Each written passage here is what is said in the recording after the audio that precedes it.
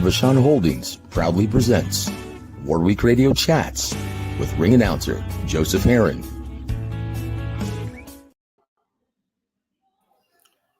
Hey, ring announcer Joseph Heron. Who's that? Hey, that's me. Hey, guys. Good afternoon. Happy Saturday to all of you. Happy Big Fight Day, if you want to call it that. Boy, anytime there's a big event in the American market, I wish I were in Sacramento so I could be watching it with my dear friend, G Funky Boxing. Welcome to the show, sir. Hey. Thanks, guys. Thanks for everyone joining us. Yeah, man, a lot of fights today. We had a lot of fights all damn week. So it should be very little to complain about. But you know these fans, they find anything to complain about. Like, I don't know what has to happen to you in your life to where you complain about every damn thing. And then, well, but the worst part about it is if you're a YouTube content creator, you watch the fights, stream it illegally for free, and then try to make money talking about it. Yep. Terrible. But that's the world we live in today, Joe. Ah, geez. Content creator. Yeah, if you live on a flea or if you do your show from a flea-infested futon in a cheap duplex on Staten Island, sure, okay. But look, guys, I guarantee you, these assholes, right? These assholes are making money off of these things by talking negatively about their beloved boxing, their supposed favorite pastime, encouraging everyone to steal it, right? Yep. And then, boy, they purchase it, I'm sure, just to say they can purchase it because they can write it off because it's a business for them. I'm truly convinced now, and G Funky was absolutely right about these guys. They're a bunch of professional trolls now. I guess that's the right word to call them, right? Yep. That's all it is, man. So what did you actually say about it? I didn't believe you either, man. So once again, these guys aren't interested in the health of the sport in the American market? Isn't that what you said? Not at all. Not at all. They're not, man. Would you please elaborate on that, sir? Well, I mean, look, it's very simple, guys. If you're drawing promotional lines within boxing, trying to divide the fan base that's already dwindled down to just in the hundred of thousands of fans here in the U.S. market, yeah, you're not really doing it for the health of the sport. You're not really doing it for the love of the sport. You're doing it to line your own pockets. That's it, man. And yeah, the fact that we have channels out here, not just channels, but also people on social media that are in boxing circles saying, I say that respectfully. I'm dreaming the fight, you know? Unbelievable, man. Unbelievable. But yeah, let me talk about it so I could generate clicks for myself, you know? Oh, geez. I'm sorry. What is that fat turd's name? What is his name? Two-Tone is his name. Yeah. Two-Tone? Oh, Yeah. Chingao. Doesn't he have some kind of something after a superstar or something like that? Yeah. Oh, That's geez. right. Yeah, I guess he could be construed as a superstar. Did I say duperstar? Yeah, okay. A superstar, right? Mm-hmm. Wasn't he one of the stars on Caddyshack in the early 80s? Oh, damn. Right? Wasn't he? He looks like one, yes, sir. Doesn't he look like, guys, if you're as old as I am and you've seen Caddyshack with Chevy Chase and Rodney Dangerfield and Bill Murray, Brian Doyle Murray, Ted Knight, the late great Ted Knight. What a classic. Directed by Harold Ramis. Yeah. If you've seen that movie, doesn't that fat twat look an awful like the gopher that's torturing Bill Murray throughout the entire movie? You kill those little varmints and, yeah, that's pretty good. That's pretty good. It's Gungula Gungula.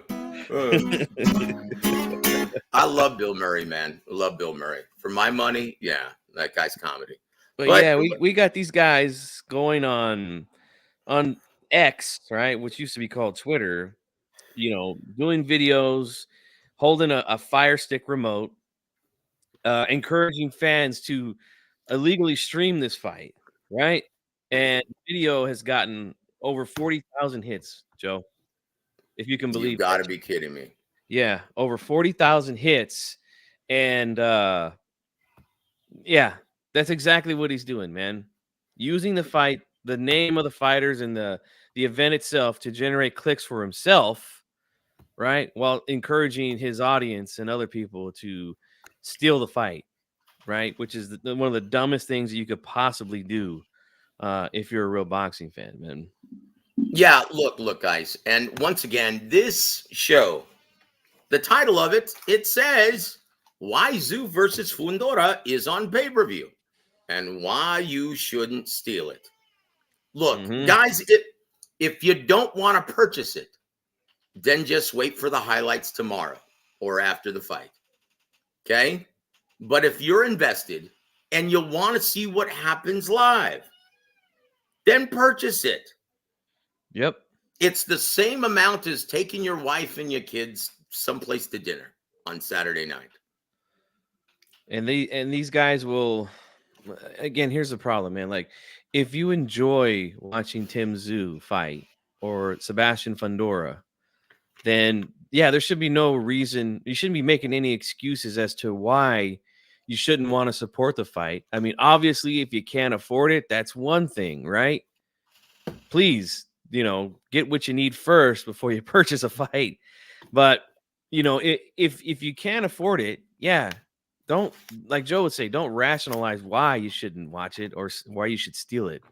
But rationalize why you should support it. Because if you're a fan of these fighters, and that includes Raleigh, that includes Pitbull, and all the other fighters that are on the undercard, support the product, man.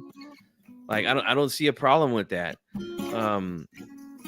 They'll say things like, "Well, it's not a pay-per-view fight," and look, that's exactly what Joseph is going to hit on right now. He's going to tell you exactly why it's on pay-per-view. Yeah, guys, listen. If you want to go back historically, pay-per-view is nothing new to boxing. Now, once again, I think the first ever closed circuit from the Teleprompter Corporation, it goes back to the first Floyd Patterson Ingemar Johansson fight, or maybe it was the second one. That was the very first closed circuit fight. So for most special big time events, yeah, fans were always expected to pay out of pocket, and they didn't mind. And why? Because they wanted to see it live, not just hear it on the radio. Right? Mm-hmm. That was huge for boxing fans, and it was something special. So once again, check it out. I want to welcome our brother Andres, right? Mm-hmm. Andre Rodriguez, thank you for joining us, and thank you for being such a great fan of boxing and supporting every part of it. Like, regardless of platform or promoter or fighter, you always want to. And once again, they should be special. If you're a real boxing fan, guys, I'm sorry, but there's nothing better than Fight Night. Now, once again, when these things started out, it was always pay-per-view was always designated for the big time special events, right? Yep.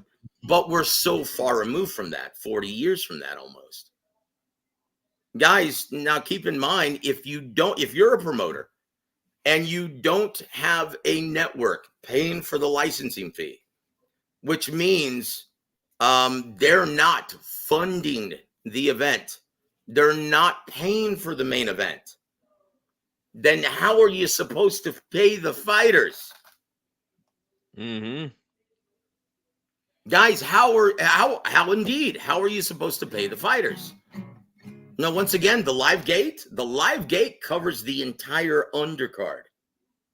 The gate pays for the entire prelim, guys. Okay, and you've got a very good one tonight. And the main event, well, you don't have Amazon Prime paying for it. They're just distributing the product and getting a percentage of the proceeds. So if you want them to start paying for TV dates and programming, you want to support this. Yep. Hold on. Let's see. The Real Merc TV. Welcome to the show, sir. He says, so now we, the fans, are basically giving the fighters the purses now. This ain't going to end well for the majority of fights. Well, look, this is why you should subscribe, okay, to the networks that are furnishing these big licensing fees and actually paying millions of dollars for your entertainment. Okay, that's why you should subscribe. So think about it this way. You're already paying for it. But if you don't want to pay for all of it, okay, so how much is DAZN a month now? 29? It's $30 here in the US, man. Yep. $29 a month, right? So how many big events have we had in the American market so far in the first quarter? We're almost through with the first quarter, right? It's March 30th right now. Mm-hmm. How many big-time events have we had in the American market thus far? None. Not till tonight. Zero. If you want to consider this a big event, you can, but yeah, none. Well, look, guys, and this is the thing that Don taught me. Perception quickly becomes reality in any entertainment field if you build it that way, if you promote it that way, right? If you want this to be a big fight in your mind, you want this to be a big event, then celebrate it, buy it, support it, guys, because we can't afford to have everyone in the boxing diehard community to steal it. You can't. And if you support boxing, you should purchase it. If you plan on watching the fight, purchase it. Do not steal it. Because the future of boxing in the American market depends on it. Mm-hmm. Yeah, if you don't like the fact that it's on pay-per-view, or if you don't like the matchups, right? Then don't watch it. Look, once again, we're so far removed from pay-per-views. It's merely being designated for the special events, right? And so if you're a promoter without TV dates, which PBC is one of those promoters now, right? Dimitri Salita, when he put Clarissa Shields on pay-per-view out of necessity, because why? He didn't have any TV dates several years ago, right? Mm-hmm. Hold on. Nicholas Bada, welcome to the show, sir. I support boxing, just not PBC overpriced pay-per-views in watching good night card. What? What does that mean? Can you make sense of that? Oh, okay. PBC over. Okay. You're paying over a Golden Boy card, is what he said. Over a Golden Boy card. Oh, a Golden Boy card. Okay. Well, look, man, you're paying the same amount of money. You're paying the same amount of money if you watch it on DAZN, because you're already paying a subscription price of $30. And then when they tack on the pay-per-view price, which is probably going to be $60 for Devin Haney versus Ryan Garcia, correct? About $60? Yep. That's 90, guys. That's 90. Okay? And chances are this prelim, these undercards, this undercard's going to be much better. And it's hilarious when I hear fans. Now, once again, do you remember a long time ago when Top Rank had to keep their when Top Rank actually had to keep their fighters busy? All of their Latin-based fighters, they had a ton of them signed. And HBO didn't want to put them on Boxing After Dark or didn't have enough dates. What would they do? They would have those Latin Fury cards, which were awesome. Yeah. Do you remember that? Yep. Why do you think they did that? Because it was a special event? No, they did it out of necessity because they had to keep their fighters busy. Mm-hmm. So once again, guys, this is out of necessity, guys. Steven Espinosa, and look, I love Steven. He's a great guy. But I don't know why he insists on telling everyone this bullshit that they're not out of money. Look, well, Yep. then why is this on pay-per-view then, guys? So if he really wanted this to sell, he should have said, you know what, guys? Yeah. Sorry to stick you with the price with the bill, but we're doing this out of necessity now because this is the only way the fighters get paid. Yes, we're giving them a small guarantee out of PBC money, whatever we have left. But all of the money that they've generated, okay, that they could come up with, it's going to furnish Canelo's big guarantee, right? Mm-hmm. That's a fact. So why haven't they scheduled anything else in the interim? And why isn't there anything announced until May now? Yeah, and because they don't have any money. They Yeah. don't have any money, guys. And look, if you don't like this situation, if you don't like this scenario, then yes, you should subscribe then, and you shouldn't steal anything. Because I can guarantee you this. Every promoter is going to have to resort to this.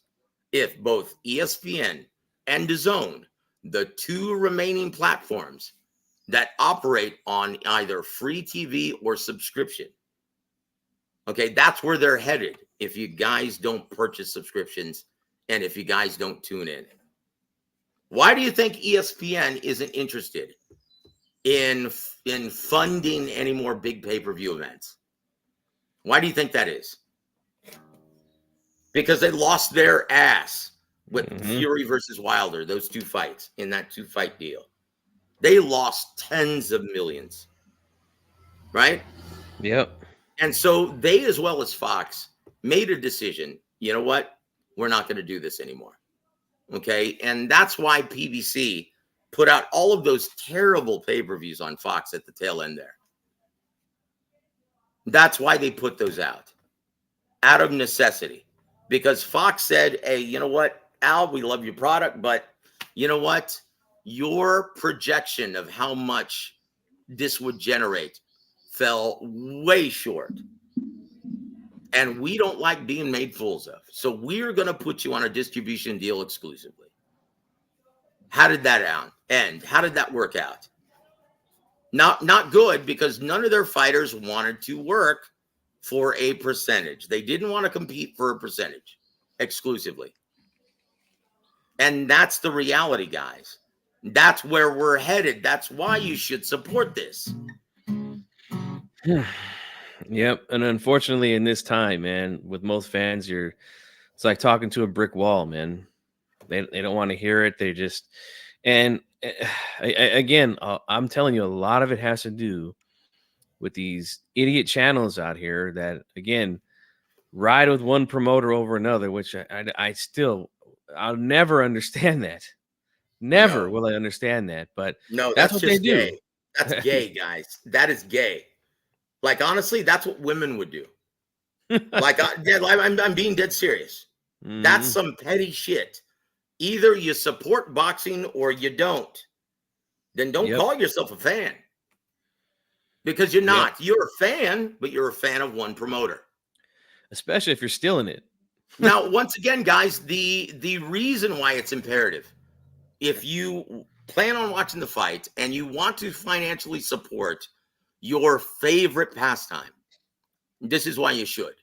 Because our numbers are so low, right? We're the last of the Mohicans, guys. The diehard fans in America, like, according to what Tim Bradley told me, like, they are anywhere between 300 and 350,000. That's terrible. I refuse to believe that. I think those are the only ones who are purchasing subscriptions. That can't be right. You mean to tell me boxing, the one-time mainstream sport, has now dwindled down to only diehard fans consisting of 350,000 members of our diehard community? That's bad, man.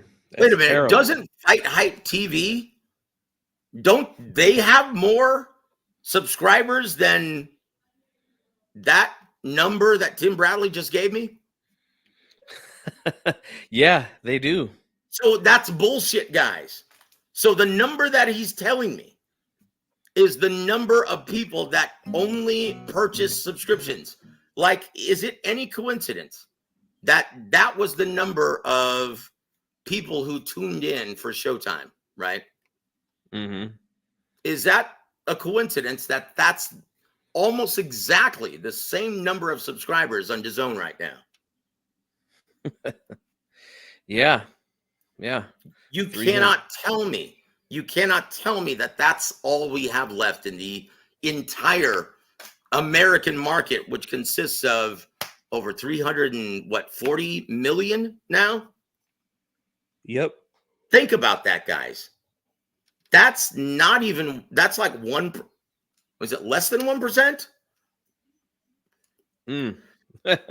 Yeah. So, yeah.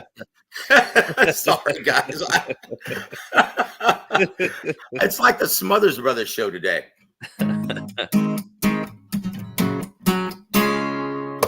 Yeah. So in between jokes, we're gonna. So I'm taking requests, guys. That is almost exactly 1%, isn't it?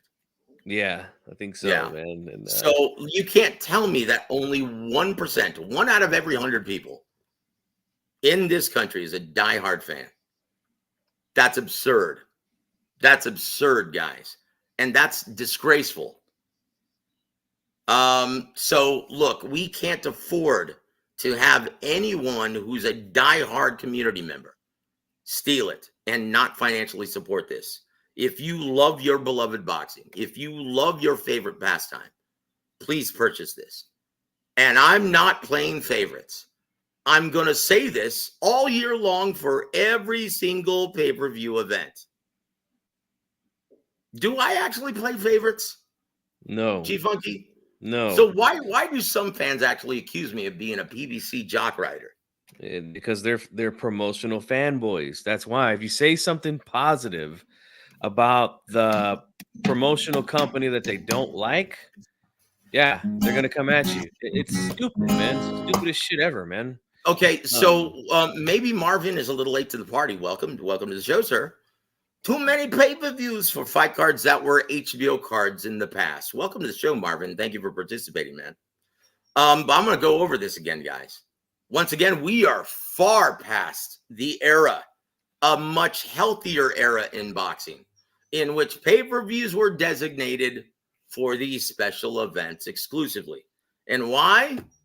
Because we had plenty of dates back in the day on regular, USA Tuesday night fights, Friday night fights. We had HBO and Showtime, right? Mm-hmm. So the special events were, the pay-per-view events were designated for special fights, right? That's not the case any longer. Okay. Once again, PBC is a huge promotional company that does not have a network paying for these events any longer. Okay. So it's up to us to support them. And if these numbers don't increase, guys, they're all going to be on pay-per-view next year or the year after that. Get used to it then. Once again, there's no network paying for this main event. Amazon Prime is distributing it, but they're not paying the licensing fee. They're doing it for a percentage of the proceeds. Yep. That's it. So I'm sorry, guys. It's not like, and without big numbers, well, boxing can't get big commercial sponsorship to pay for it as well, like the NFL or like the NBA or like the MLB. That's the difference, guys. And so if you think that this isn't pay-per-view worthy, is this Hagler versus Hearns? No, far from it. But guess what? Neither was Latin Fury cards on Top Rank. Nope. And once again, they put those events on pay-per-view out of necessity because they didn't have enough TV dates. So guys, that's why this is on pay-per-view. Okay, so let me see. Too many pay-per-view fight cards that were HBO cards in the past. Okay, let's see.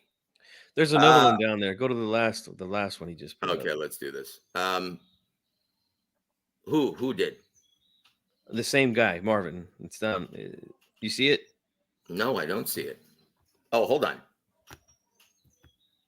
Let me scroll down. Oh, okay. I do not agree for paying for pay-per-view cards that are not box office events because they are outlets such as ESPN Plus and DAZN that PBC could have accepted deals to distribute. Heyman wanted isolation. Who the fuck are you hearing this from? This sounds like this is nonsense. Like, honestly, it sounds like you've been listening to Ring IQ because that guy doesn't know shit about the business. Now, realistically, how many dates do you think Heyman could have gotten on DAZN with already Golden Boy, Matchroom Sports, Dimitri Salita Promotions? Now they're doing overtime boxing. How many dates do you think would have been designated for Al Heyman and PBC? Right, man. And this is just YouTube channel rhetoric, man. That's what we're getting here. And look, man, it's simple, dude. If you don't like the matchup or whatever, just don't watch it. It's that simple, man. That's all we're saying. Stealing it does a lot of harm. All right, you guys don't get that through your brain, man. Like, again, talking to a brick wall with some fans, man. Well, look. Also, it's I do not agree for paying favor. Oh, okay, all right.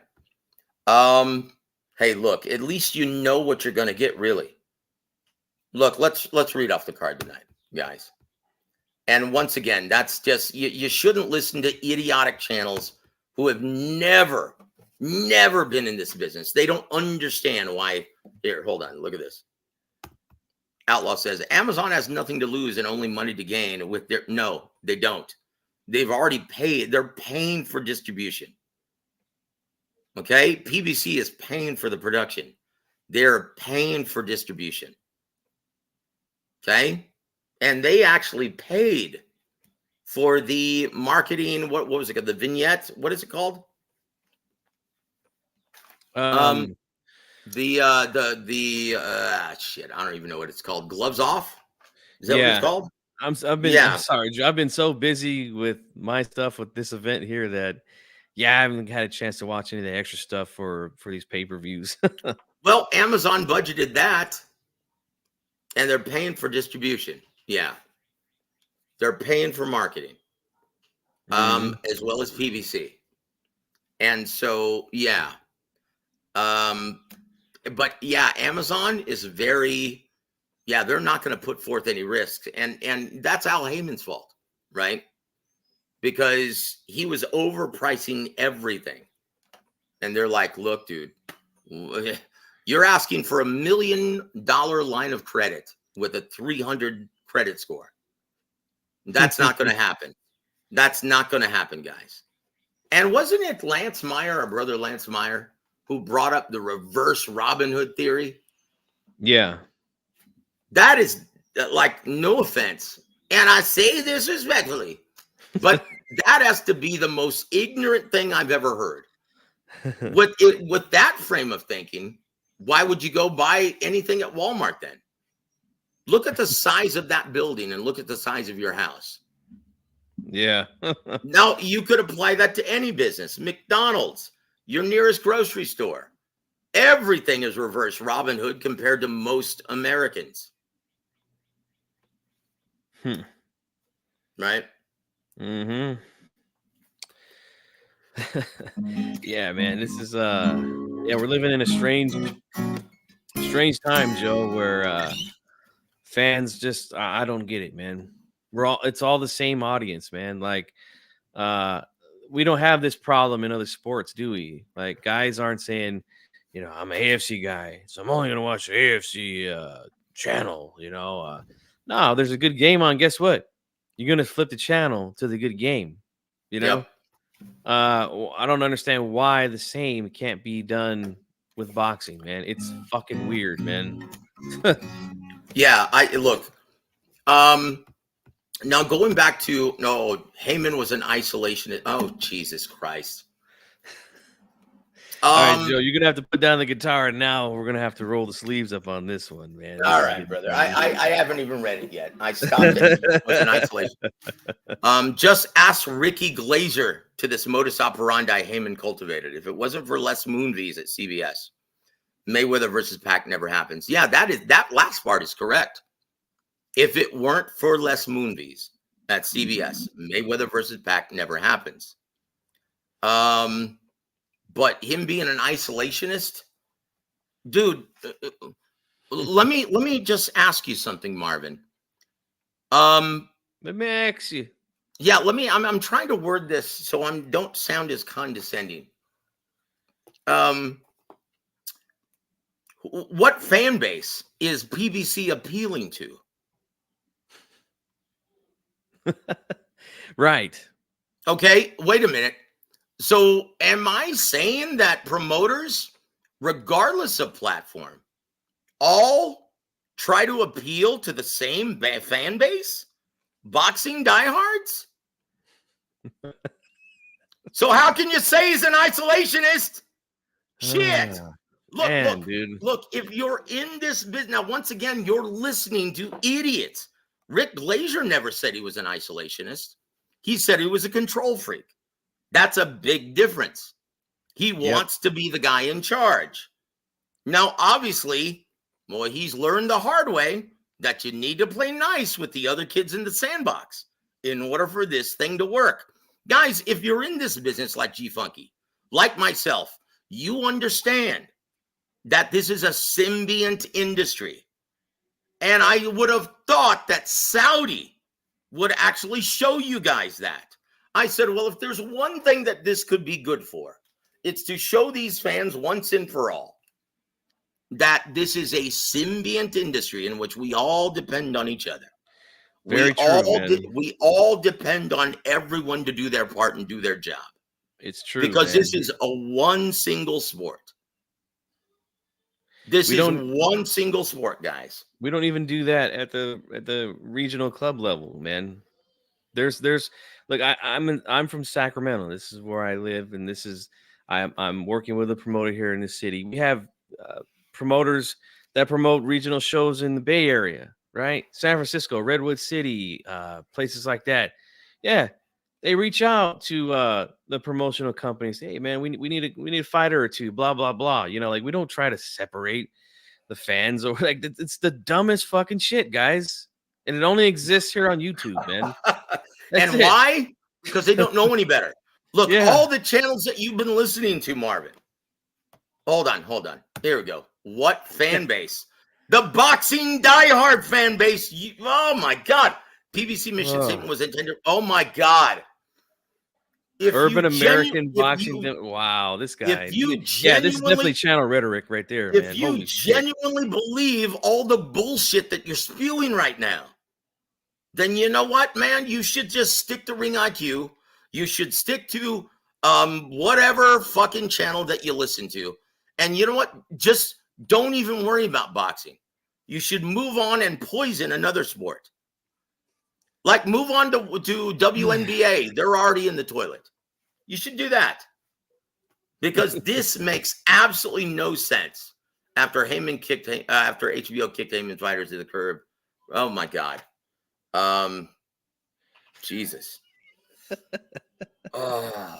No, I'll tell you the back because I was actually working with Golden Boy at the time when HBO made that move. Oh my gosh, it's amazing what these fans actually believe to be true. Here, read this one, man. HBO's fed up with the trash of Paul Williams fighting. Oh, Jesus. Broner fighting tomato cans and overall poor quality. It made me even turn. Look, what made you even turn the channel and everyone else is why they ducked, because Peter Nelson ran it into the ground. Okay. Mm-hmm. Now, back then, it was actually a healthier time for boxing, even though we had less dates than we did in 2023, regardless of what these idiots have been feeding you on YouTube, right? Last year, we had more dates than we've had since the 80s right? Even more than the 90s. We had more dates spread across 3 different platforms in the American market. And how did you guys repay your beloved boxing? By not supporting Showtime and forcing them to pull their investment from your favorite sport. Does that sound smart? No, not at Now, all. once again, guys, how many big events? I'm going to repeat this again. How many big events, boxing events, have we had through the first quarter of 2024? How many, None. Marvin? None. Oh, boxing scholar. No, I'm not at this one, sir. Not at this one. I'm going to be, I think, the only. See, this is the problem. We are supposed to be, right? I actually had a deal with Chris Armitage at Dave & Buster's in San Antonio. So all of the pay-per-view events, we were supposed to actually do a fight party with TMB Promotions. They don't want to do it any longer, right? They don't want to do it any longer. And why? Because there aren't enough big-time pay-per-view events. The next one we're going to do is in May for the Canelo fight. It's still showing there. Yes, Boxing Scholar. It's still showing there. And welcome to the show, sir. Thank you for tuning in. But guys, it's not rocket science. This is on pay-per-view out of necessity. And why? Because you guys didn't support Showtime. You didn't subscribe. And Even why? And why? Because you listen to dumb fucks like Ring IQ. And dude, these fans they're so hard-headed on this topic. Even when I read off the fact that Showtime Championship Boxing had the most competitive matchups according to the odds, right? And then even naming off all the matchups, which were indeed good matchups. Nah, they didn't have the big stars fighting on there. You know, I'm like, it's always something, man. But oh man, it's dude. They're some of them are just impossible, Joe. It's impossible, man. I know, and it's hilarious. It's hilarious. Like, oh, this. You know what? The headliner's good, but I don't like the card. It's not a good enough prelim for me to purchase it. Okay, well, what's wrong with this prelim?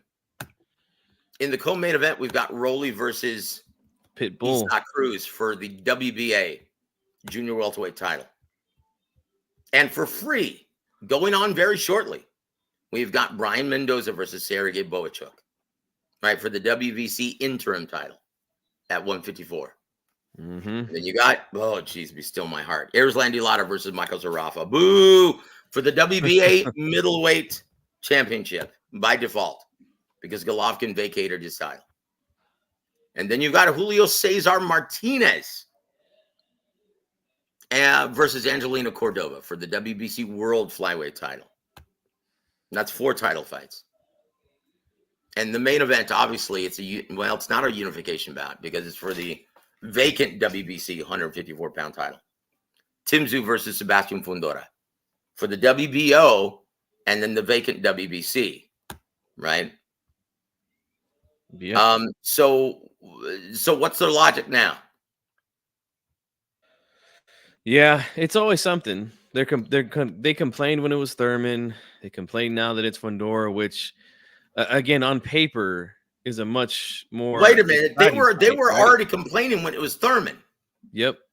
And then now it's Fundora. Oh, this is not a pay-per-view fight. Well, once again, if it were back in the 80s, I would agree. But we're not back in the 80s, guys. We're not even in the 90s. Okay, thanks to promoters back then who decided to go for the bigger money and not keep our sport on mainstream free TV with big time sponsorship. Forbes 500 companies paying for your product. Okay, so they decided to move that to cable, HBO, and then Showtime, right? Okay, and then what happened to the big events? They went for the big site fee, taking them out of mainstream America, taking them from mainstream arenas and putting them in sterile casinos. What happened to the product 30, 40 years removed from that decision?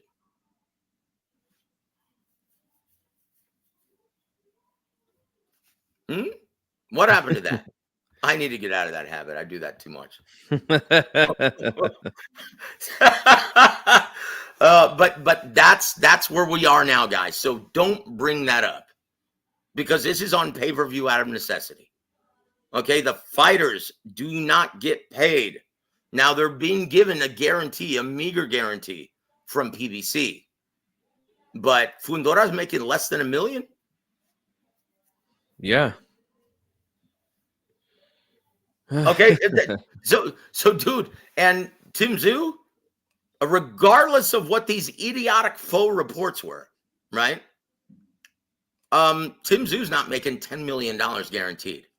He's getting $1.3 million, maybe $1.5 million. Wow, somebody reported that. Wow. Yeah, and I'm like, holy shit, this guy knows nothing about this business. And I say that respectfully. Hold on. Pay-per-views in those past areas. Look, pay-per-views in those past eras, it shows at a reduced look. Everything was what? Well, how much was the first WrestleMania that you purchased? Chief Funky. Oh, was it shit. $29? Probably less, I would say. Maybe around, I don't know, 1999. 1999, Jess. Yeah. Okay. If you saw a closed circuit in a theater, tickets were about that price. $19.99, $20, $25. Now do the Vince McMahon WrestleMania on closed circuit. No. Look at him! WrestleMania! Oh gosh, I hated that shit. Fucking Vince McMahon. I tell you what. But look, price went to $80 plus. Okay, now how much are you paying for a value meal at McDonald's compared to the 80s? Right. How much are you paying for a gallon of milk compared to the 80s? So don't give me that shit. How much is minimum wage in California compared to the 80s? Okay, so don't give me that. That's inflation, brother. Yep. Yeah, I told you, man. It's always it's always something. They'll always come with some next complaint about it, man. Look, just don't fucking watch it, man. That's that simple, man. Don't fucking watch that's it. why we're here, though, guys. So if you want to thank anyone, thank the promoters. Thank Bob Arum. Thank Don King. Thank Dino Duva.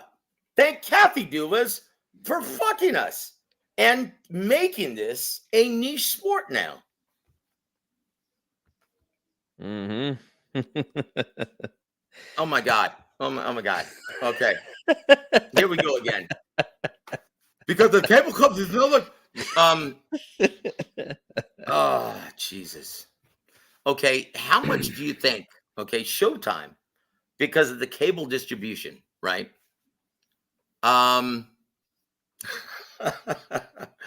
Because of cable distribution, how much? It wasn't just 40%, brother. Like when boxing was a very popular sport, they were taking half, Eddie. So how much, Mr. Fuck You Man? So how much do you think Amazon is getting? Do you think they're being kind like Showtime and only taking 10%? Not from what I've heard. So once again, brother, yes, they're charging $80 because they know the bulk of the diehard community is going to steal this shit. It wouldn't matter if it were $8 or $80. Yep. Just admit it. Look, admit it, Marvin. Look, be honest, brother. If you're trying to rationalize why you shouldn't buy this. So look, if you want to be a stand-up guy and if you want to be treated with respect, just be honest. Say, you know what? I never had any intention of purchasing this anyway. It wouldn't matter if it were $8 or $80. Be honest, then we'll actually have more respect for you. But right now, You have no idea what the F you're talking about, brother. Even if it was 80 cents, they would still find a way to say, that's too much money, man. I'm not paying for that. Yeah, it's a big fee. Sponsors should be. Okay, once again, there's no sponsorship if we don't have the numbers to support it. The last Golden Boy event you were at, G Funky, when your fighter knocked the hell out of that Ronnie Shields fighter, right? Your guy. Yes, sir. How many sponsors did you actually see on the marquee? 2. That's it. Why is that, Marvin? Since you actually know the business. Why is that? Why have sponsors, and this is the Golden Boy, once the face of boxing. So why is it? Okay. My logic? No, it's not logic. It's the facts. Okay? So wait a minute. Ask yourself this, Marvin. Okay, what demographic does this fight card appeal to? It's not the mainstream and casuals. Okay? Well, because remember they only earlier, gravitate towards the Jake Pauls, the Mike Tysons, the Canelo Alvarez's, the Tank Davis, maybe. Okay? So wait a minute. What demographic does this fight card appeal to? You, dude. You, if you claim to be a boxing diehard, and if you claim that this sport is your favorite pastime, then damn it, that's who they're depending on. And you're trying to rationalize why you shouldn't financially support it? Yep. I thought it was PBC. It was directed at what do you say? The urban fans or whatever the fuck you said earlier. Yeah, no. You know what? Marvin's a lost cause, man, because now he's just trying to argue. Look, that's the reason why PBC actually chose Tszyu, right? For this assignment, because the majority of his money was going to come from No Limits and Fox distribution of pay-per-view in Australia. Amazon, they're limiting their distribution for this to America only. This is not available for pay-per-view purchase in Europe, in Asia, or anywhere else. Yep. And hey, Joe, not to bounce early, but yeah, it's almost 3 here. My dad just got here. No. Go ahead. No, we're gonna do, guys. We're gonna watch big fight nights. We're gonna watch the fucking fights. Okay, that's what we're gonna do because we're real boxing fans. All right, that's what we fucking do. But yeah, real quickly, Joe, I want to get your thoughts on this. I saw on X today about how Bob Arum did a shitty job of promoting Terrence Crawford, and and he goes over to when he left Bob, he did $21 million and sold all these pay-per-views. What are your thoughts on that, Joe? Okay.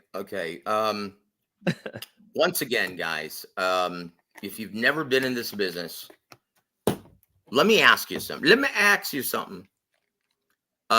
What else more could he have done with Terrence Crawford?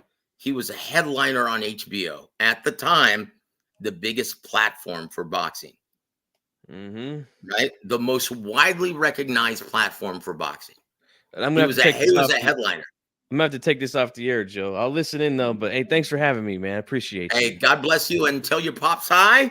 And you guys have a great time watching big time boxing on pay-per-view. That's right, guys. God bless you, my friend, and thank you, G Funky, for being here, my brother. No problem, man. Thank you. Guys, and if you haven't already, please go. Look. Let's not Marvin, if you have your headphones, I invite you. I'm going to put the link. Come on and state your case.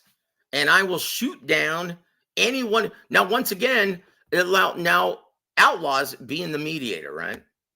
And thank you, man, for being the mediator. Marvin is asking respectful questions. No, he's not. He's making accusations that aren't true. And they stem from ignorance from other channels, guys who have never been in this business. And this is why we started Warwick Boxing to begin with, because everyone on this channel is in this business. And we thought, for some stupid reason, that if we actually educated fans on the business of boxing, that they would complain less and support it financially. But how wrong we were. It seems like fans now, they just want to argue because they think they know everything. And so I just threw down the link, guys. If you would like to come on board and tangle with yours truly for debate or ask any questions in a respectful manner, I will furnish the answers for you. Now, once again, I would be this way, guys, if it were a top-ranked pay-per-view or a DAZN pay-per-view or an ESPN pay-per-view or a DAZN pay-per-view. This is Amazon Prime. It's the first big event on the calendar. Oh, this is not a pay-per-view fight. I agree. But it's on pay-per-view out of necessity. If you're holding it to the same standards as Tyson Holyfield, you're absolutely right. But guys, we are so far removed from that healthy era.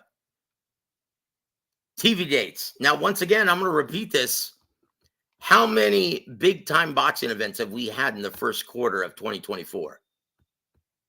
How many?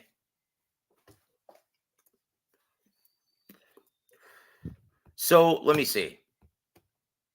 So your beef is with PVC. Why? I'm going to ask you why. In the past, they spent millions of dollars trying to put. Hold on. Let's read this. Jojo, a lot of fans don't care about the business of boxing. They just look. They should. They should. They should. Because that determines everything. Outlaw, you should care about the business of boxing. Marvin should care about the business of boxing. Because then they're going to be scratching their head and wondering why there aren't any TV dates in the American market any further. Well, it's very simple for any business. If the demographic that the promoters are trying to appeal to aren't even purchasing it, then why stage the events any further? Do you understand that simple concept? I know you guys do. You guys wouldn't be listening to this channel if you weren't smarter than the average fight fan. Okay? This is on pay-per-view out of necessity, guys. ESPN isn't paying for the licensing fee. Showtime isn't paying for the licensing fee. Once again, the licensing fee was always determined by the guaranteed purse amount of the main event. So in essence, when you see Devin Haney versus Ryan Garcia on pay-per-view, on DAZN, their guaranteed purse amount, which is well above $10 million, is being paid for by DAZN. So they get the right to distribute that event. Okay. My argument here is that PBC has a subpar model. That isn't in boxing, but okay. So how so, sir? How so? How is it a subpar model compared to what we just saw on Thursday night from DAZN? Or what we're going to see on Saturday night from DAZN? Explain yourself. How is it a subpar model? So Marvin says, I would do a call-in by phone, but I don't have the audience right now to set up whatever. No. All you have to do is click the link from your phone. Click the link from your phone or computer. Put on your headphones, and you can be invited on the show. I will plug you into the show. Because what you're saying right now makes absolutely zero sense. And I want you to make sense of it on the air. Okay? Rather than being limited to a certain character number, right? So you can only reply with 200 or less characters, right? Rather than being limited by that. And I'm giving you the benefit of the doubt by saying that, because right now it doesn't make any sense. I'm giving you the chance to explain yourself and explain why you think PBC is a subpar model against making box office fights with a... Okay, so wait a minute. How was Tyson Fury versus Deontay Wilder made? Because last time I checked, Tyson Fury is a top-ranking Queensbury fighter. Nope. That's wrong.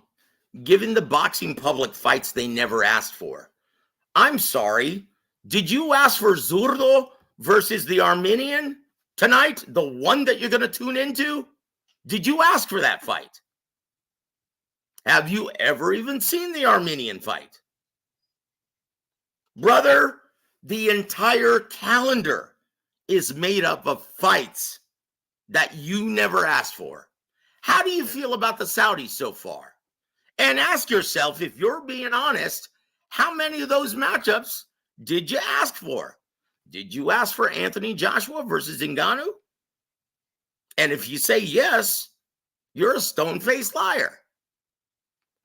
Did you ask for Oscar Valdez versus Liam Wilson last night?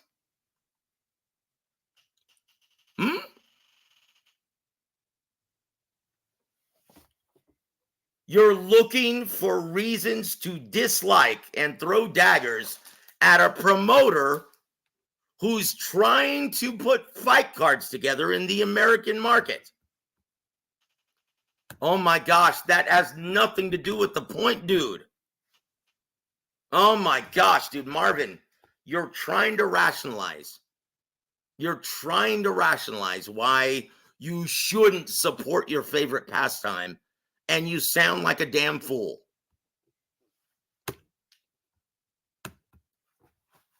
You know I do care about the Outlaw. Thank you for still hanging with us, brother. You know I do care about the business of boxing because I'm a boxing junkie. I support all shows, but the average boxing fan doesn't. I get that. So our theory was, when we made this channel, is that if they did understand the business, they would never say, oh, this guy's ducking. That's a bullshit fan-driven concept that doesn't actually exist within the business of boxing. Because if you pay someone enough money, and if the demand is there, and how do you actually create demand, Marvin, Outlaw, anyone who's listening? How do you create demand? Well, you got to purchase this shit, dude. So if you wanted to see Benavidez fight Canelo, you should have purchased the damn pay-per-view. Do you understand that, guys?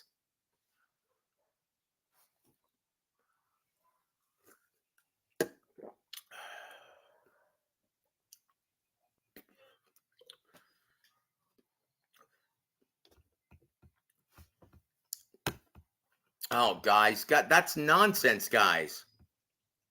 That's nonsense, guys.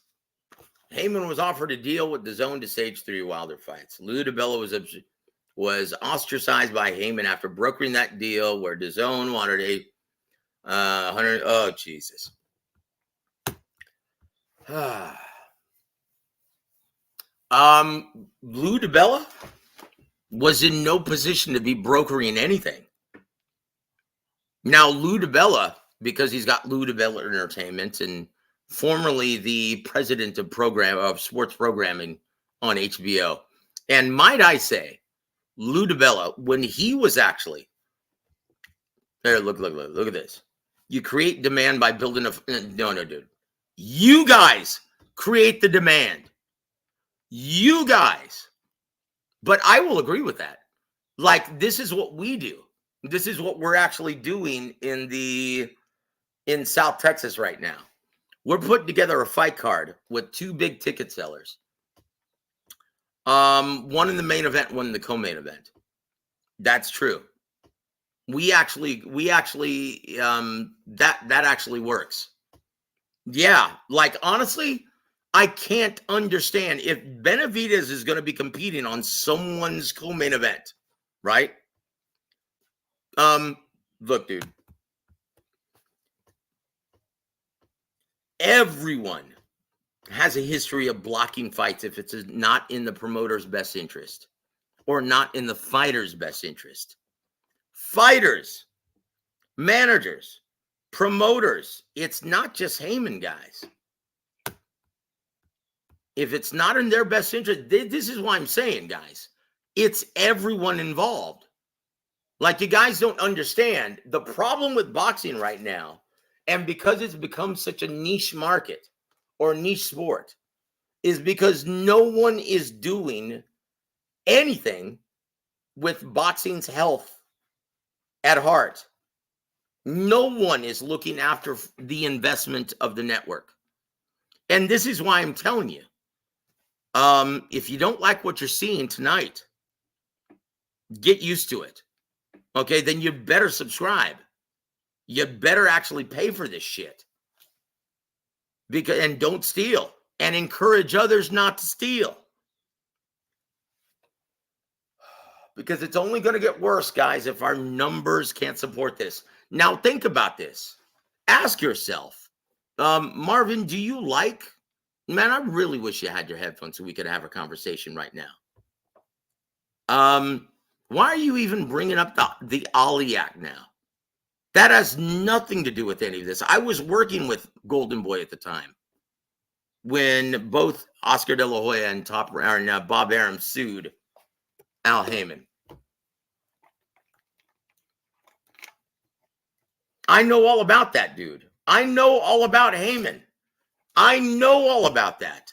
But once again, is it worth throwing daggers and holding a grudge against Al Heyman if it's a detriment to your favorite pastime, Marvin? Let it go, brother. Let it go. I tell Rick this all the time. He's a personal friend of mine. Mr. Rick Glazier. Yeah, he's a dear friend of mine. And I like Rick. But have you noticed on our channel when we have Real Talk with Rick Glazier every Monday night? Have you noticed that he doesn't talk the same shit that he does on other channels? Do you know why? Because that's all it is. It's him talking shit. And he knows he can't get away with that on this channel because we understand the business and we're in this business.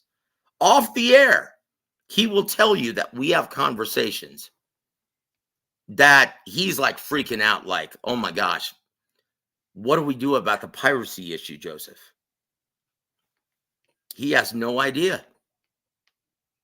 It's a serious problem, guys. So once again, if you want to help and not hinder, right? Purchase this event. Financially support your beloved boxing.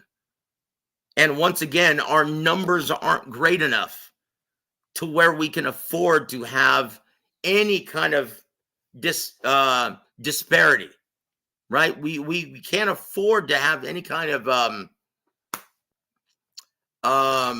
fractured community. We can't. Oh, Jesus Christ. Tell me, what was the Ollie Act? Why was it passed? Oh my gosh. Here's a reason why this didn't hold up in court, right? Because Al Heyman, when he was sued for being in breach of the Muhammad Ali Boxing Reform Act, passed, I guess, around 25 years ago, in Congress. It was to protect the fighters. Since he was overpaying the fighters, the courts didn't see anything wrong with it. But look, I will admit, and let me tell you something, guys. I'm not a Heyman fan. I'm a boxing fan, right? But if you think that this is good for the health of the sport in the American market, stealing everything and not supporting every event, every promoter, every platform. But once again, guys, we work in a symbiont industry. where we all depend on each other. Let me ask you something, Marvin. Do you really think that Showtime pulling their investment from your favorite pastime, do you still think that that was a good thing, a positive? So now we have 20 less TV dates in the American market. And how do you think DAZN, or how do you think ESPN is looking at this? Oh my God, dude. Look, I'm gonna give you a lesson, right? This is why I can't stand what the Saudis are doing. And even though so many people like Ring IQ and Michael Montero and Steve Kim think that this is good for the health of the sport, I can see that it isn't, because I'm an active member of this business. Because never has there ever been a positive outcome from paying out inflated purses to fighters. Never.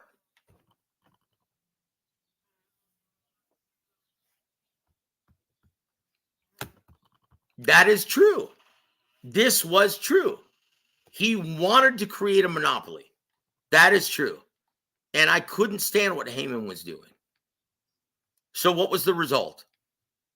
He found out that it was a lot more difficult to get commercial sponsorship for a sport that had been hidden away and dependent on the pay-per-view platform or a paywall, hidden behind a paywall for decades. And Real Merc TV has the beat. The Saudis. The only time I feel that the Saudis are right in intervening here, because for years, everyone's been complaining that Bivol Beterbiev, there wasn't enough money to support this fight. Wholeheartedly agreed. And so June 1st is the only event in which I'll say, yes, the Saudis, they did the right thing, and we're seeing the fight. Oh, Marvin, it wasn't just the first 3 years, brother. It wasn't just the first 3 years. Once again, inflated purses never ends well for the sport.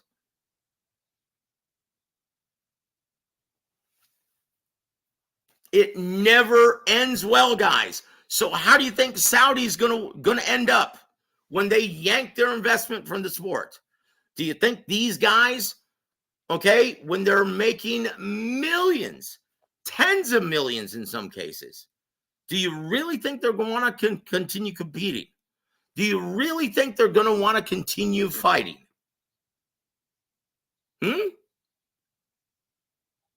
Without that Saudi money. Let me tell you the real reason why Usyk Fury wasn't made last April. And it wasn't because, oh, greedy belly, he's making... No, that's bullshit. The real story is Usyk wasn't happy with the 15 to 17 million he was projected to make with a fight at Wembley. It wasn't a rematch clause issue. That was bullshit. That was for you guys who don't know any better. That was for the media who doesn't know any better. The real reason why is because he had grown accustomed to receiving inflated purses from competing in Saudi and a 50-50 deal with Anthony Joshua. So he goes from making $30 to $40 million for his rematch with Anthony Joshua. And when he's presented with $15 million at a fight with Wembley or in Wembley against Fury, he's like, screw this. I'm going to duck out of this and I'm going to sign a deal with the Saudis. And that's why he did that. So once again, these fighters don't want to go backwards. Look at Deontay Wilder. Look how long he was inactive. And why? He's not a huge ticket seller. And so the Saudis are paying millions of dollars to see this guy in the ring for what? for putting up a nothing burger against Joseph Parker, and now he gets another multi-million-dollar payday against Zhilei Zhang? For what? Where's the demand, Marvin? You guys really want to see that shit? The Saudi money has been a godsend? Oh my gosh, we're getting fights. Okay, so which fights did you actually want to see that the Saudis have put on? I'll wait. Aside from Bivol Beterbiev, how many matchups have they given you that you actually demanded? I'll wait. Please make a list, sir. Dude, you're listening to bullshit propaganda. You're listening to channels that don't know any better. So tell me, and if you're honest with yourself, you'll say zilch. How many matchups did you want to see and that you asked for that the Saudis paid millions of dollars to show you? They're a godsend. Kiss my ass. They're terrible for the fights in the American market. Boxing in the American market, I'll tell you what a godsend is, right? And if you're honest with yourself, you'll admit this and you'll understand. The most crucial event on the boxing calendar for the health of the American market will prove to be, it'll take place on July 20th. Whether or not you want, oh shit. Dude, hold on. You're not answering my question, Marvin. Look, I'm not gonna pay any more attention to your stupid ass if you can't answer a fucking question. Every question that I ask you, you don't answer, and you shift by asking me another question or making a statement that has nothing to do with it. Answer my question, brother. Yes, Anthony, that's exactly what happened. That's why Andy Ruiz has been largely inactive, because he grew accustomed to receiving that big fat purse from the Saudis. And guess what? He's become an inactive fighter, just like Mikey Garcia. Hey, what's up, Sid UK? Yeah, look, I can't stand ignorance. And when these guys, I find it rather insulting for them to actually try to fucking argue with me when I actually know this business. You know what? A simple question. Oh, hold on. Here it goes. Wait a minute. You actually asked for Wilder versus Parker? Bullshit. I call bullshit. Zhang versus Parker? I call bullshit as well. Once again, May 18th and June 1st. Those are the two events. And guess what?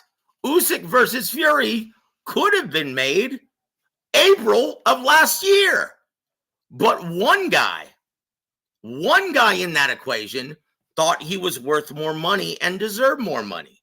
So he decided to make a deal with the Saudis. That's the only reason why you haven't seen this fight yet, regardless of public sentiment. No, dude. No. Once again, I've been asking you questions and you haven't answered shit. And if you say you asked for Wilder versus Parker, you're a stone-faced lying sack of shit. And everyone knows this.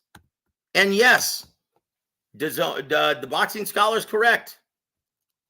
This is just a troll who has grown accustomed to living or listening to idiots who aren't in this business, who have never made a dime from this business, who only makes money because of morons like yourself.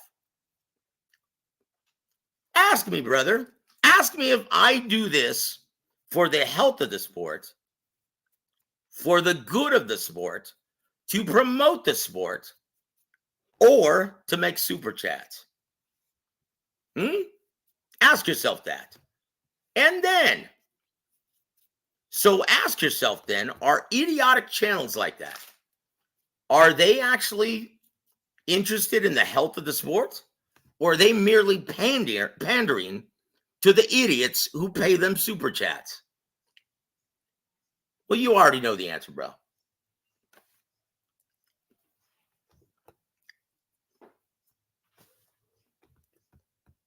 Oh, God. Yeah, Marvin, I'm zoning you out, dude. You're an idiot. Like, honestly, yeah. You're regurgitating nonsense from other channels. Because no, I can tell you with great certainty, I know for a fact that you never requested seeing Wilder versus Parker. And now you're trying to defend that shit. Look, dude, I already caught you in a lie. All right, so I'm zoning you out. You're just a troll. You're not interested in learning more about the business of boxing. So hey, man, go back to that shit. Yep, that's right. We all wanted Wilder versus AJ. That's right. We did. And have the Saudis paid for that shit? I'm explaining a fan's perspective that are sick and tired of rap music mogul destroying boxing. I'm going to ask you, how is he destroying boxing now that he doesn't have the allotment or the luxury of paying out inflated purses to his fighters? How is he destroying boxing, Marvin?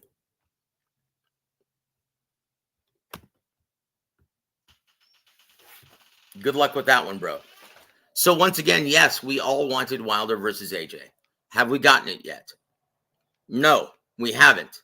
It's been dangled in front of us just to promote these shit events. Okay? Now, once again, is it good for the American market? Now, guys, that's where I work. Now, correct me if I'm wrong.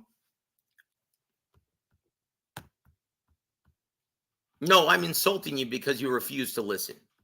You're not listening to a damn thing that I'm saying. I already know this shit. Look, I was working with Golden Boy when Al Heyman did the unthinkable. Right? When he left Golden Boy for dead and convinced Richard Schaefer that it was a good idea. You think I was actually buddies with Heyman? Fuck no. But guess what? My love and passion for boxing, this is what I do. Okay? I work in this business. My love and passion for boxing supersedes everything. Okay? I promise you this. If my brother Rick Glazier, if Al Heyman reached out to him and said, hey, I want you to be a matchmaker for PVC, do you really think he would be bad-mouthing? Do you really think he would be bad-mouthing Al Heyman at this time? No, he wouldn't. Marvin, you're misinformed. He didn't change the landscape. Okay? He did not change the landscape. Good Lord, man. Now, I will say this. Oh, Jesus. So let me ask you something. Why do you think this is the truth? Marvin, tell me. Dude, get your fucking headphones and get on the show so we can talk and you can tell why you believe this to be the truth.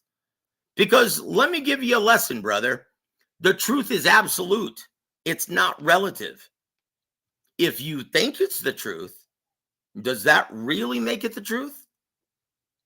No, dude. I will say this. Heyman?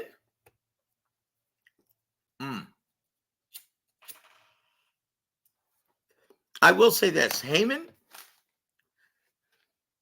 Yeah, he went against the advice of my mentor, Don Chargan, gentleman who actually taught me everything I know about the business. Oh, let's here, check it out. Question. Do you think Al Heyman, look, I'll actually answer your questions, unlike you do mine, right? Because I actually know what happened and I know the reality. Do you think Al Heyman has been a credit to boxing since he started PBC? Fuck no. Fuck no, dude. In fact, I've often stated off the record, off the show, I've often stated, is Al Heyman trying to tank the sport by paying out these inflated purses and putting networks in a position where they can't make money? Is he trying to ruin the sport of boxing? I said that. I actually said that when he first started PBC.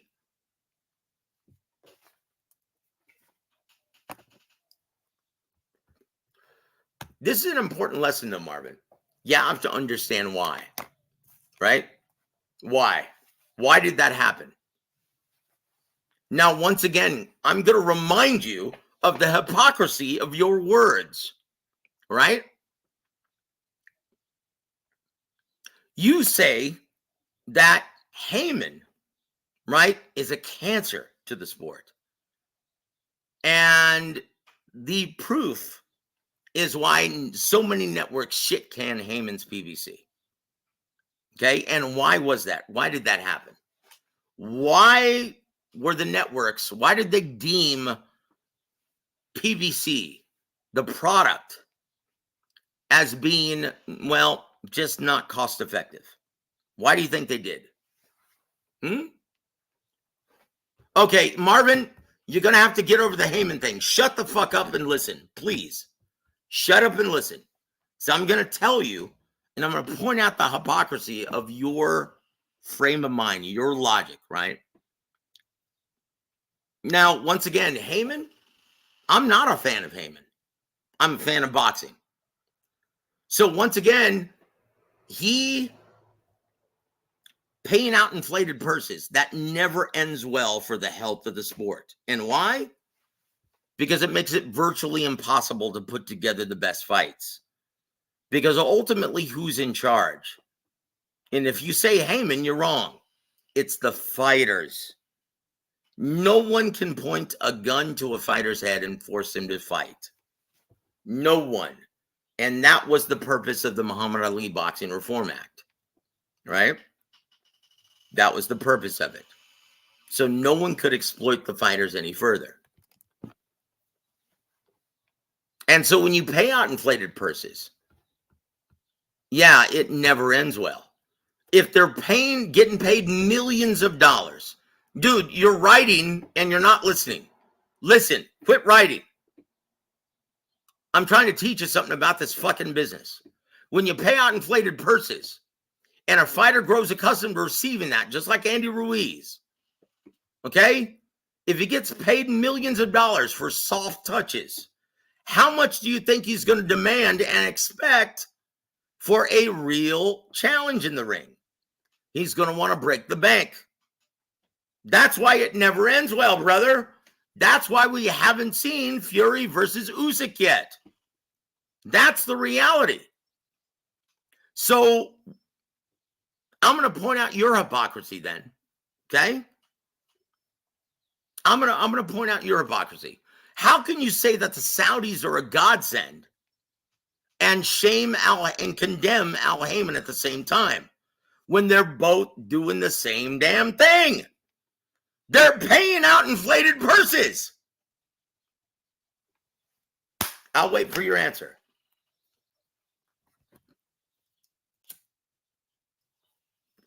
I'll wait. Because they're not. Hold on.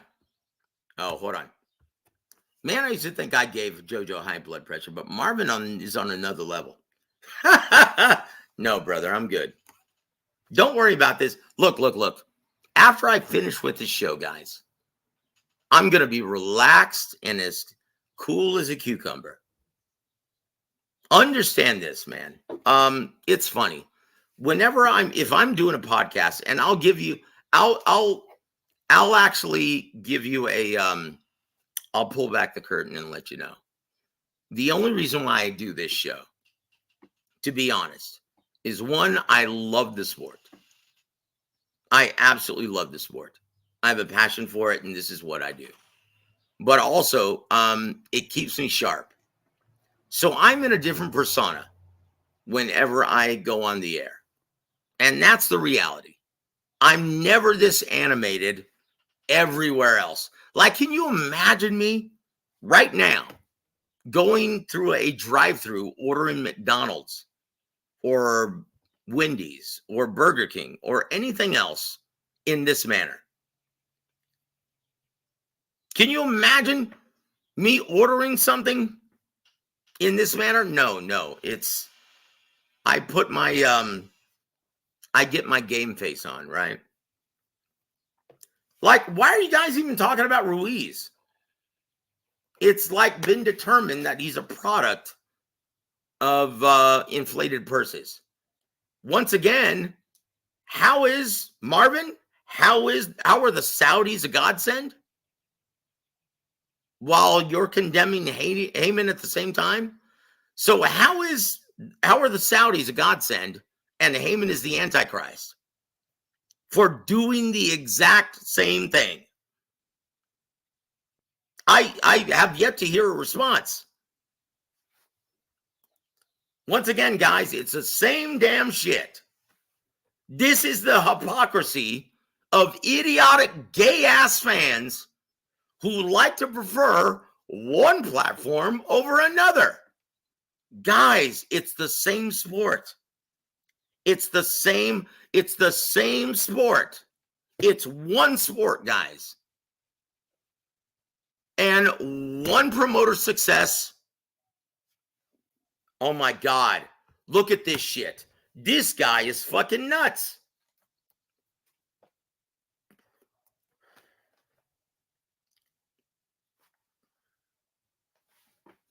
Wait a minute. W.A.W versus W.A.W is on pay-per-view. The only way we're going to see this in the American market is if it's on pay-per-view. Like, honestly, Marvin, you're just arguing now for the sake of arguing. Because that makes absolutely zero sense. If you think that Alexander Usyk in anywhere in the world is worth $40 million, then you are a damn fool.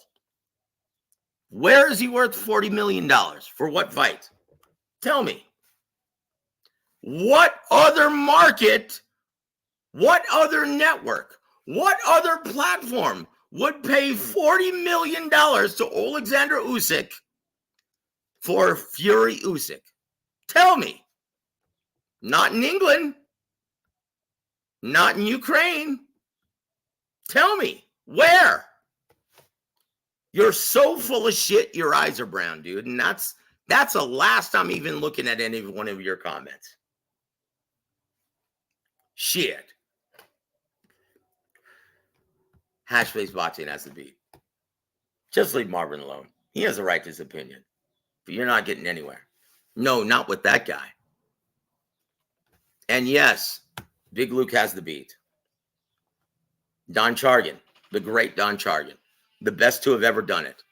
Hall of Famer, Hall of Fame promoter and matchmaker, warned us of paying out inflated purses on this show. That's right.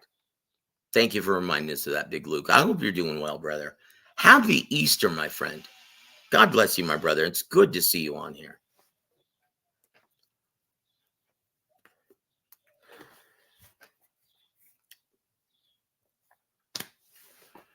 Oh, boy. W.A.W versus W.A.W. That's right. It's being picked up by ESPN. That's right. That, like I said, that's the only card that they put forth, the Saudis. I actually am in favor of. Because all the other ones have been a catastrophe. Paying out inflated purses. Hold on. I don't understand why you insult fans who simply, well, because I understand the truth. I actually understand the business of boxing. Now, if this were a debate, he would actually come on the show, but he's not interested in that. And there's a good reason for that, because he knows he can't win. Once again, the truth is absolute. The truth is absolute. It's not relative, right? The truth is never relative. It's absolute. There is no debate if someone doesn't want to have a discussion. You can't have a discussion. Once again, I've already shot this shit down.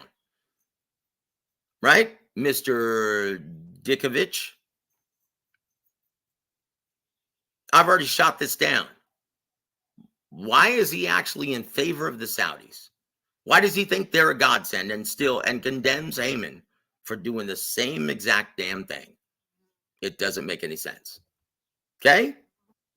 So there it is. And you look, guys, and here's the reason. Here's the reason why I've been trying to make an example out of Marvin. Because so many fans think like him.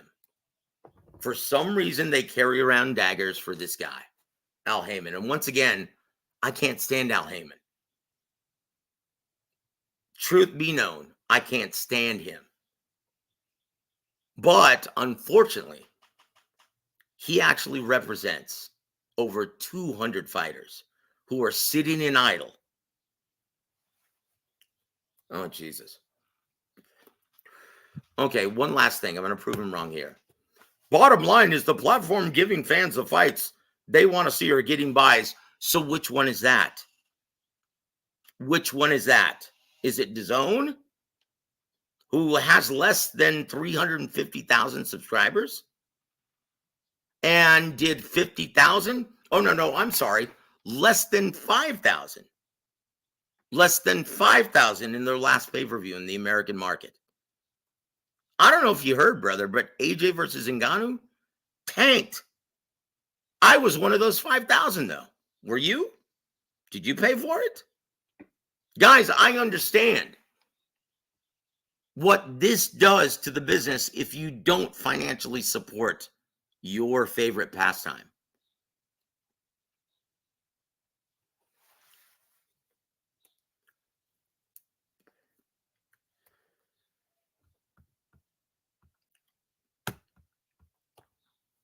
All right.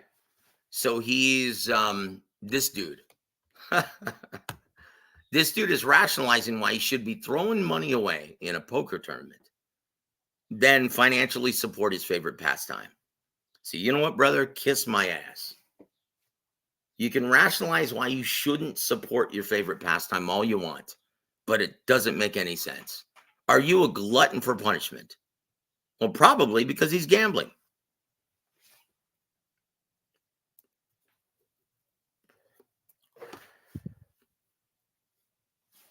Yeah. Yeah. It's probably strip poker in a room full of guys, I bet. It wouldn't surprise me because honestly, look, and I don't care. I'm old. I get a pass. I grew up in a different era and I'm not a snowflake. Okay? But it's just downright fucking gay. If you claim to be a diehard fan of the sport, claim that boxing is your favorite pastime, right? It's just fucking gay. If you claim to be a diehard fan of the sport, and you only support one promoter and not another, understanding that this is a symbiont industry, that if one network pulls their investment from the sport, it doesn't end well. That actually causes the brass at DAZN to pull out the magnifying glass and scrutinize their investment in the American market. Do you understand how that works? Hold on. Wilder versus Lennius, you're choosing that. Jesus Christ. So I'm sorry. Haney versus Prograis, did you pay for that? Probably not. Because it only did 50,000 purchases in the American market. That's what I'm saying, guys. Which once again, which platforms have been doing great numbers? Which platforms? I'm going to pull this up again. Bottom line, The platform giving fans the fight they want to see or getting the buys. Which one is that? Okay? The last pay-per-view on ESPN was Haney versus Lomachenko out of necessity. And why was it on pay-per-view? Was that a pay-per-view fight, Marvin? No. It would have been on regular HBO Championship boxing back in the day. But it was on pay-per-view out of necessity. And why? Because Haney demanded $5 million almost. In fact, if you go back and remember, look at the timeline.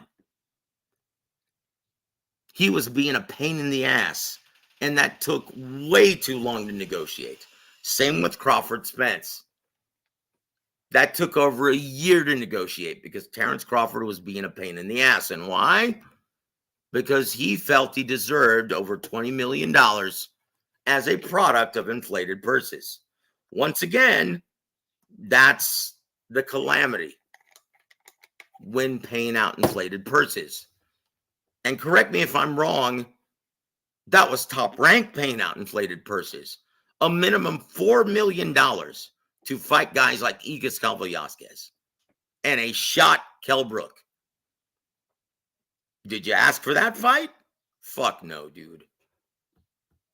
Now, once again, man, I poked so many holes in your fucking theories, and you actually claim them to be truths. But I'm sorry, you're a fag, dude, if you prefer one promoter over another and claim to be a diehard fan of the sport. Either you support boxing or you don't.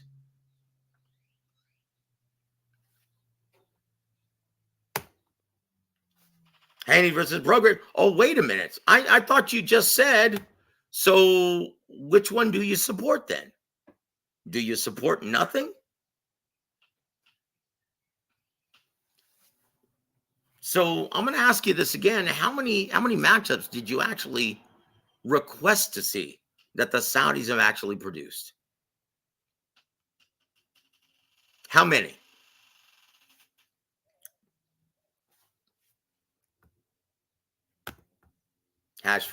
Hey, welcome, Hashface Boxing. I streamed that Friday card with AJ Ngannou because I was at work and didn't know how much I could watch. And trust me, brother, you didn't miss shit. I actually paid for that. Once again, I understand what that does to the business if you steal these events.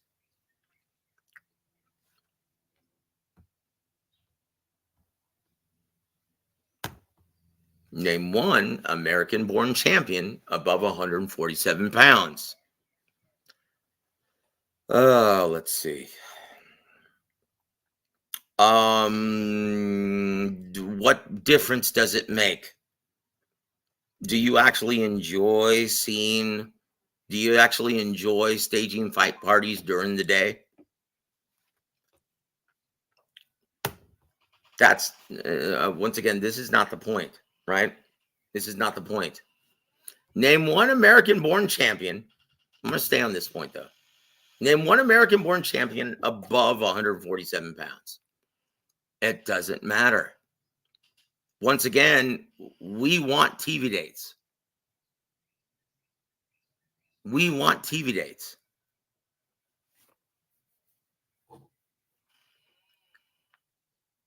I'm going to ask you something. How many big events have we actually staged in the American market? Correct. I don't know about you, brother. I don't know about you, but I actually like staging fight parties, hosting fight parties in the evening. I don't like hosting fight parties at noon.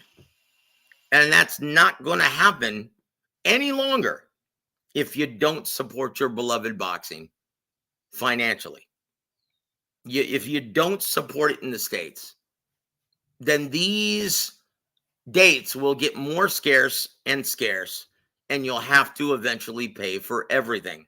Look, whether you want to admit it or not, you're already having to pay for everything. So once again, you can rationalize all you want why you shouldn't be financially supporting this fight card. But it doesn't make any sense if you're a real fan of the sport. So, guys, I'm going to encourage everyone, please purchase this event because it's on pay-per-view out of necessity. Once again, they don't have a network that is furnishing and paying for this guaranteed purse of the two main event fighters. That's what most fans don't realize, right? And if you only support the fights that you actually asked for, well, then you're not a real fan of boxing and you're a mainstreaming casual. Because those are the guys who only tune in for the big, big events. That's it.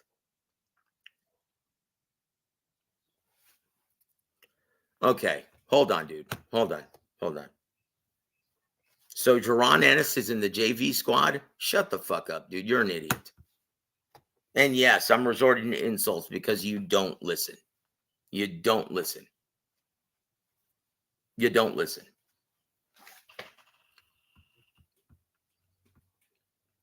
And look,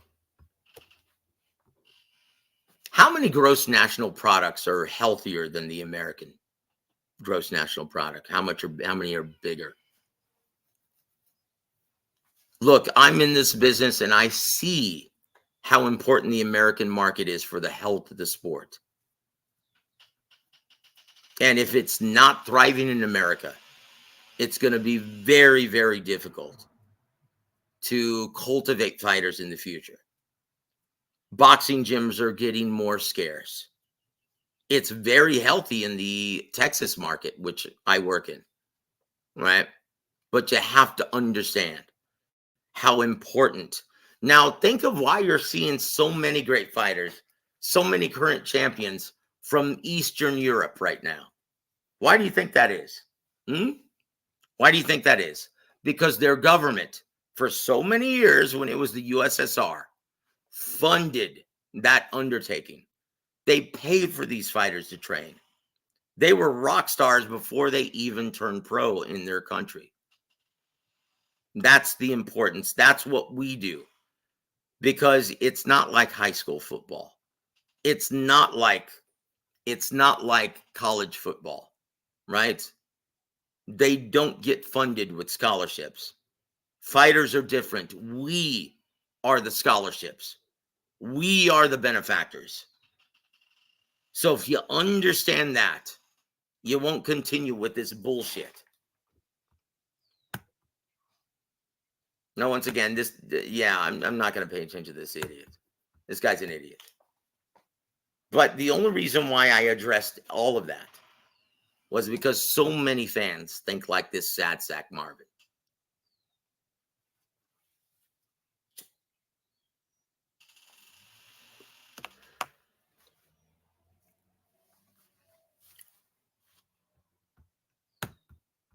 I bought them as well, Mr. Dickovich. I've enjoyed the Saudi cards. I did too. But if you think that this is actually good for the health of the sport, it's not. Because when these fighters, when Saudis ultimately and imminently pulled their investment out of the sport, when they realize they're bleeding money. Now, they look at it right now the same way DAZN did when they first started, as an investment. But if you're honest with yourself, it's only a matter of time before DAZN pulls their investment from the American market. And why? Because American fight fans, it's become a niche sport in this country. And look, I'm not defending the sector who doesn't support DAZN either, or doesn't support ESPN either. That's just gay, in my opinion. Parker versus Wilder, I never asked for that matchup. I really didn't give a shit about it. And guess what? It played out to be a stinker. Zhang versus Parker, yeah, I was really intrigued at that fight. I never asked for it, though. Kabayel versus Makhmudov, yeah, I had Makhmudov winning easily. But that was a good fight. That was a good matchup. Ball versus Vargas. That was an intriguing matchup. Played out to be kind of a stinker. Look.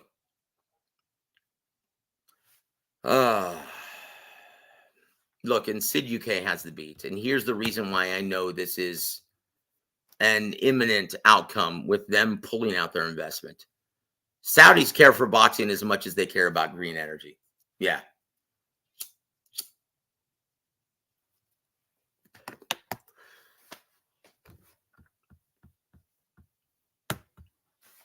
Marvin, you're an idiot. Like, honestly, that's all I can say. Djokovic, thank you. I'm buying the card tonight, but it's overpriced comparatively. I would agree. If you compare it to pay-per-views in the 80s, sure. If you compare it to taking a family of 4 out to Outback Steakhouse, no, it's about the same price. You're talking about 3 hours worth of entertainment for about $70-$80.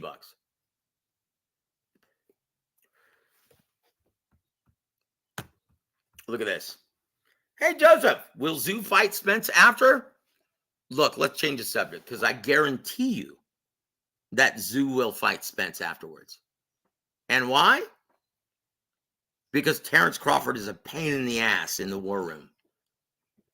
And once again, this is the problem with paying out inflated purses. When you pay out inflated purses, it never ends well. Then you have a fighter who believes he's worth more than market value dictates. And because he's such a pain in the ass, Tszyu, he doesn't need Crawford to make money. He's a rock star in Australia.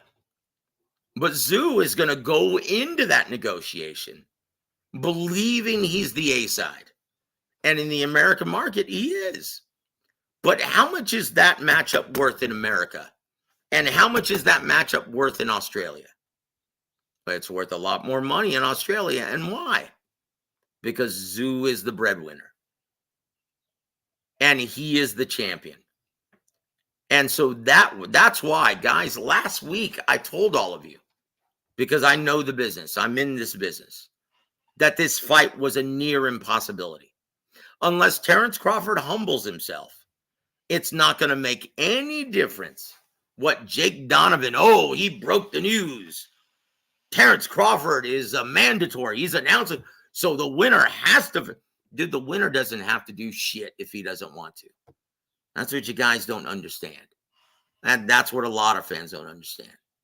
And they're going to be scratching their head wondering why, wait a minute, he's the mandatory. How come, wait a minute, why did Tim Tszyu relinquish the title instead of facing Terrence Crawford? Oh, that means he's ducking. No, that means Terrence Crawford is pricing himself out. And he's a pain in the ass to work with. So you're going to see Tim Tszyu versus Errol Spence Jr.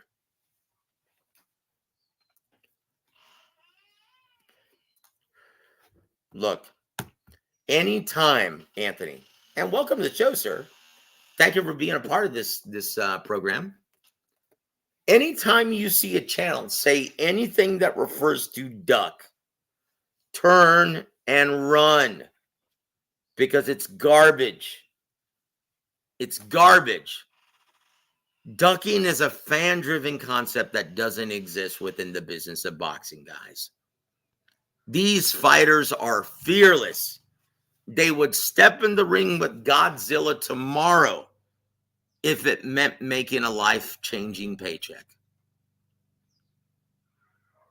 There's a very good chance that they've already sparred somewhere in the amateurs. And do you really think they're afraid of this other guy? No, but they do weigh out risk versus reward. It's just business. And this is the problem that I have with this business. Excuse me. Because when you look at the business, every Fighter is their own sole proprietorship or LLC or corporation where they're making decisions and doing what they think is best for them, their company, their brand. They don't give two shits about the health of the sport that made him a very rich person. That's the problem with the business. It's not Al Heyman, and it's not, oh, it's a shit product. And no, it's none of that stuff. It's a lot of things where you have promoters, fighters, managers, fans not giving two shits about the network investment. And who pays for their TV dates? The networks. Well, that's coming to a close now, guys. And that's the reason why this fight is on pay-per-view exclusively. Because they don't have any TV dates. Because no one in PBC was looking out for the best interests of the network, the entity that furnishes TV dates. It's not that hard to figure out, guys. So it's up to you guys. I once again, I can't force you guys to do anything. But if you love boxing and that is your favorite pastime, then support it financially on all platforms. And there it is. That's the whole purpose for this program. Not to get in a fight with Marvin. I don't know him from Adam. He's just another ignorant fan that thinks he's a fucking expert when he doesn't know two shits about this business. And the reason why we set up this show is to help educate you guys on the business of boxing, so maybe you wouldn't complain so much. And appreciate what you have now, because it's fleeting, guys. We've already lost 20 TV dates with the Showtime pulling out their investment. Do you want to lose more? That's the question you guys are all faced with. Do you want to lose more? If not, support boxing financially. If you love watching boxing, support it financially. Now, you may not like it. You may not agree with this pay-per-view, that it's on pay-per-view out of necessity, but it is what it is. We're faced with this now. And boxing cannot afford to have any more dissension than it already has. So if you're a fan of the sport, then be a damn fan of the sport. And if not, well, then go poison some other sport like women's tennis. That's probably more your speed anyway. Guys, I want to thank you for hanging with me today. Been on the air for 2 hours and I've got no more voice left. So how do you like that? God bless all of you guys and enjoy all the fights tonight. Once again, if you invest your hard-earned money in these events, it's amazing how much better they become because you actually have some skin in the game. Okay? God bless all of you guys. And once again, we'll talk to you guys tomorrow and look forward to Coach Bullett's fight or a show tomorrow, sizing up all the competition tonight. Once again, we're going to be rolling. This is now becoming a weekly segment with Coach Bullitt, Coach Cromwell Gordon, Rolly Romero's former trainer. We're going to feature him every single week from this point forward. Once again, in this channel, we only feature guys in the business. And there's a reason why other channels do not feature guys in the business frequently on a regular basis. Because they'll be reminded of the idea that they really don't know shit from Shinola about this business.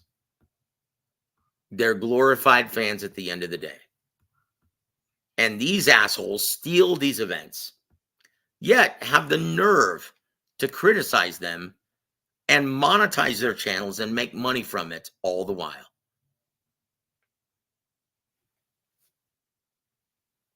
We don't have that problem. We do this for the passion. We do this because we're in this business. We don't depend on YouTube for income. Thank God, because they take 30%. Shit. Anyway, God bless all of you guys and enjoy the fights tonight. And yes, it's sad.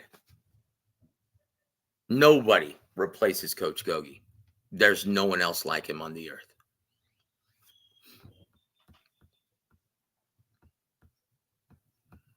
So God bless all of you guys. Oh, here it is. Here's a last note from Idiot Marvin. You can't convince people to buy minute steaks of filet. Well, yeah, you can. Yeah, you can, because you just paid out your hard-earned money to see the fights in Saudi. And how was it? How was the first event? How was the second event? How was the third event? Okay, once again, guys, every matchup is intriguing on paper, but is it going to play out that way? So the thing that Marvin doesn't realize is that, and most fans don't, you have no idea how it's going to play out yet. You don't. You think you do. You may have a good idea. You have a good idea of how it's going to play out. And, you can look at the betting odds as an indicator, but that's, once again, guys, boxing, the reason why we fell in love with this sport. And if Marvin is honest with himself, he'll actually agree to this. The reason why you fell in love with this sport, because it truly is the theater of the unexpected. On a world-class level, you never know what's going to happen. You never know. And you want to see that drama that only your beloved boxing can produce. Because they are fighting, guys. And if you think basketball or football or baseball takes the place of that,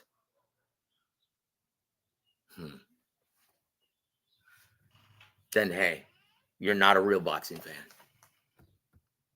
So guess what? It may be $2 steaks, may not be filet mignon, but guess what? It just might. It might end up playing out to be filet mignon. Like last year, who actually picked Brian Mendoza to upset Sebastian Fundora and knock his ass out? In fact, on Showtime, that was the main event with the widest odds, according to most sports books. How ironic. And such is boxing. So Marvin, if you're honest with yourself, you have no fucking idea if it's going to be a minute steak or filet mignon just yet. And guess what? You'll never know. At least you won't know live. So have fun watching the highlights tomorrow. I'm going to see it live because boxing, guys, is always best when seen live. Nothing can replace the majesty of seeing a live event. And if you're honest with yourself, you already know that to be true. It's not the same when you rewatch it. When you're watching it live and you don't know how it's going to play out. That's a lot of the luster. So I'm going to watch it live, guys, because that's when it's best. So guys, on behalf of my brother G Funky, I'm Joseph Heron. And hey, Marvin, thank you for being a good sport. And God bless all of you guys. Have fun watching the fights. And always rationalize why you should financially support your favorite pastime. God bless all of you guys. And happy Easter to everybody. And remember why we celebrate Easter. And it's not because of eggs and it's not because of a bunny. God bless all of you guys. Have a wonderful evening, everybody.